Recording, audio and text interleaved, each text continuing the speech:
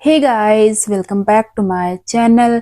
Hopefully आप लोग बहुत ही अच्छे होंगे। आज की क्लास में हम अंग्रेजी को और आसान तरीके से सीखने के लिए कुछ रूल्स सीखेंगे। सबसे पहले हम यहाँ पर सिंपल प्रेजेंट की बात करते हैं। इसका फॉर्मूला होता है सब्जेक्ट प्लस वर्ब की फर्स्ट फॉर्म प्लस ऑब्जेक्ट। ठीक है, इसका पहला रूल क्या होता है? ही, सी, इट या फिर किसी का नाम आए तो उसके साथ एस या ईएस लगाएंगे, नहीं तो नहीं लगाएंगे। कहने का मतलब ये हुआ कि जब आपका सब्जेक्ट सिंगुलर होगा तब उसमें एस या ईएस लगेगा, नहीं तो नहीं लगेगा। दूसरा रूल है ये है आई यू वी दे के साथ एस या ईएस नहीं लगता है। ठीक है, कहने का मतलब ये हुआ कि जब आपका सब्जेक्ट प्लूरल होगा तब उसमें एस या ईएस नहीं लगेगा। आइए इसको एग्जाम्पल के थ्रू समझते हैं। पहला एग्जाम्पल है मैं क्रिकेट खेलता हूं। I play cricket. यहां पर आपका सब्जेक्ट आई है, ठीक है, और आपकी वर्ब क्या है? प्ले।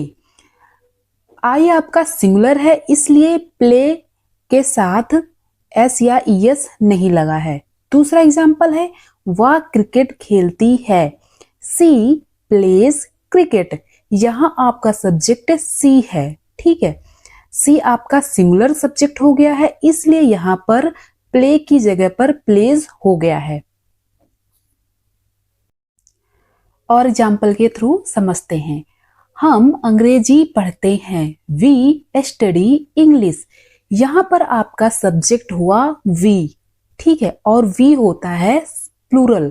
और पिछले स्लाइड में आपने रूल पढ़ा था कि प्लूरल के साथ वर्ब में एस या ईएस नहीं लगता है, तो यहाँ पर स्टडी में एस और ईएस का यूज नहीं हुआ है।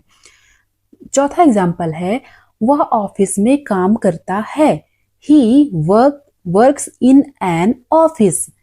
यहां आपका सब्जेक्ट है ही होता है सिंगुलर, इसलिए यहां पर वर्ब के साथ एस का यूज किया गया है। आई होप आपको अब समझ में आ गया होगा कि कहां पर एस का यूज करना है, कहां पर एस और ईएस का यूज नहीं करना है। अब पढ़ेंगे प्रेजेंट कॉन्टिन्यूअस। प्रेजेंट कॉन्टिन्यूअस होता है जहां पर रहा है, रही है, रहे हैं आता है, उसको हम कहते हैं प्रेजेंट कॉन्टिन्यूअस। इसका फॉर्मूला क्या होता है? Subject plus is, am, are plus verb की first form plus ING plus object. इसका पहला रूल होता है सिंगुलर सब्जेक्ट के साथ इज लगेगा। दूसरा है आई के साथ हमेशा एम लगता है। तीसरा रूल है प्लूरल सब्जेक्ट के साथ आर लगेगा। आइए इसको एग्जाम्पल के थ्रू समझते हैं। पहला एग्जाम्पल है मैं किताब पढ़ रहा हूं। सेंटेंस से ही पता चल रहा है कि इसमें रहा हूं, इसका मतलब वो काम आपका वर्तमान काल में चल रहा है। इससे आप पता लगा सकते हैं कि ये सेंटेंस आपका प्रेजेंट कॉन्टिन्यूअस में है, ठीक है। इसकी इंग्लिश हुई I am reading a book. मतलब मैं किताब पढ़ रहा हूं। आई आपका है सब्जेक्ट और आई के साथ हमेशा एम आता है, ठीक है। रीड से हो गया रीडिंग, क्योंकि यहां पर इसका फॉर्मूला था वर्ब की फर्स्ट फॉर्म होगी और उसमें आईएनजी का यूज होगा। दूसरा एग्जाम्पल है वे फुटबॉल खेल रहे हैं। They are playing football. यहां आपका सब्जेक्ट दे है और ये सब्जेक्ट प्लूरल में है, इसलिए यहां पर दे के साथ आर का यूज किया गया है। आइए इसको और एग्जाम्पल के थ्रू समझते हैं। तीसरा एग्जाम्पल है वह खाना बना रही है। सी इज कुकिंग फूड। यहाँ आपका सब्जेक्ट सी है और सी आपका सिंगुलर होता है, इसलिए इसके साथ इज का यूज किया गया है। चौथा एग्जाम्पल है हम टीवी देख रहे हैं। We are watching TV.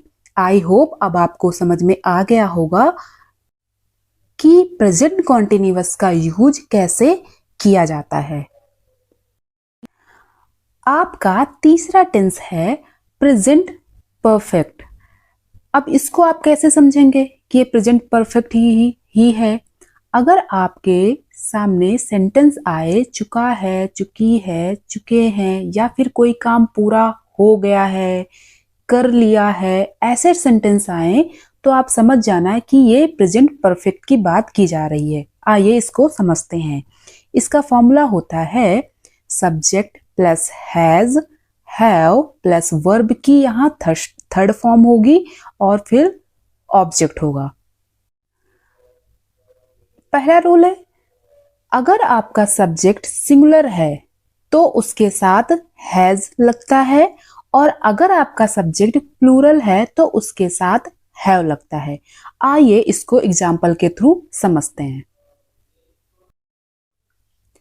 पहला एग्जाम्पल में बोल रहा है, मैंने अपना होमवर्क पूरा कर लिया है। इस सेंटेंस से ही पता चल रहा है कि जो काम चल रहा था वो ऑलरेडी अब पूरा हो चुका है। ठीक है, I have finished my homework. मैंने पहले ही बताया कि जब आपका सब्जेक्ट प्लूरल होगा तो उसके साथ हैव का यूज होगा और आपकी जो वर्ब होगी उसके साथ थर्ड फॉर्म का यूज किया जाएगा। दूसरा एग्जाम्पल है, उसने खाना बना लिया है। सी हैज कुक्ड फूड।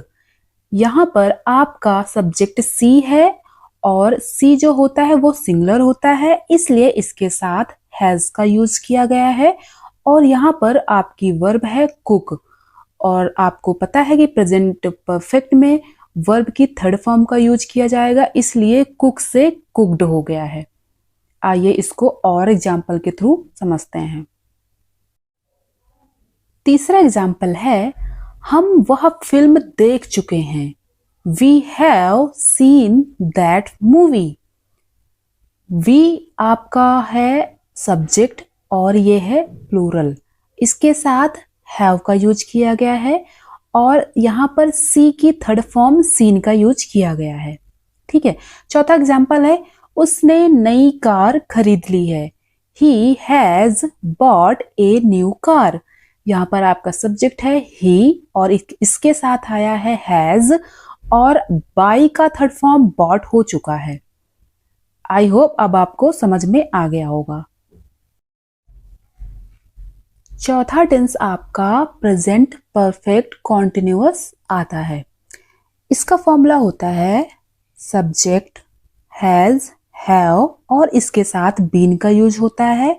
उसके बाद वर्ब की फर्स्ट फॉर्म होगी और उसके बाद वर्ब में आईएनजी का यूज होगा प्लस आपका ऑब्जेक्ट होगा। यहाँ पर आपका पहला रूल ये बताता है कि सिंगुलर सब्जेक्ट के साथ आप हमेशा हैज बीन का यूज करेंगे। दूसरा रूल ये है, प्लूरल सब्जेक्ट के साथ हमेशा हैव बीन का यूज करते हैं। तीसरा रूल यहाँ पर यह बताता है कि जब आपका निश्चित समय हो तब उसके लिए सिंस का यूज किया जाता है।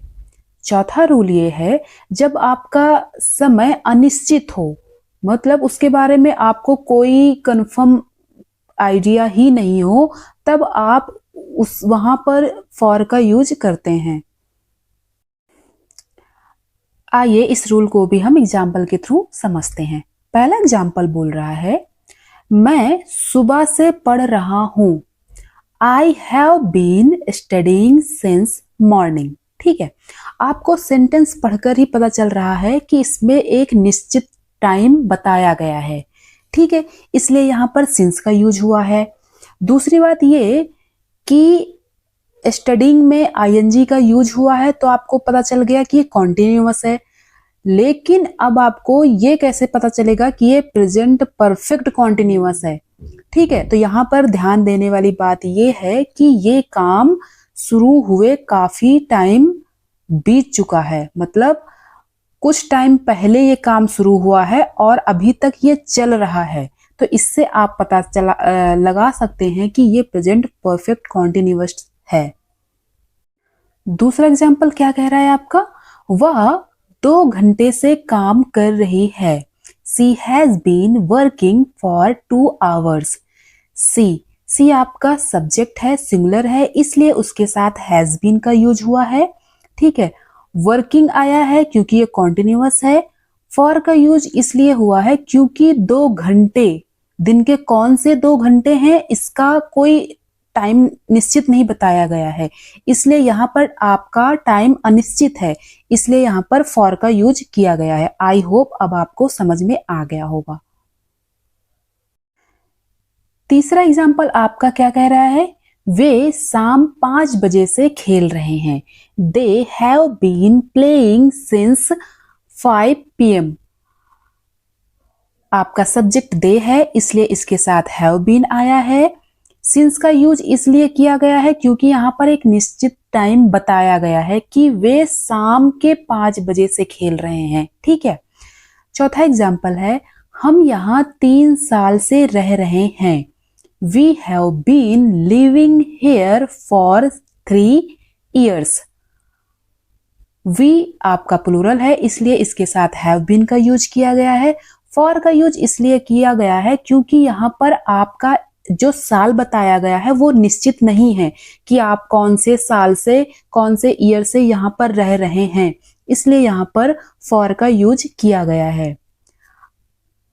आई होप गाइज आपको ये वीडियो पसंद आई होगी। अगर आपको ये वीडियो पसंद आई है तो प्लीज चैनल को सब्सक्राइब, लाइक और शेयर करना ना भूलें। Thanks for watching.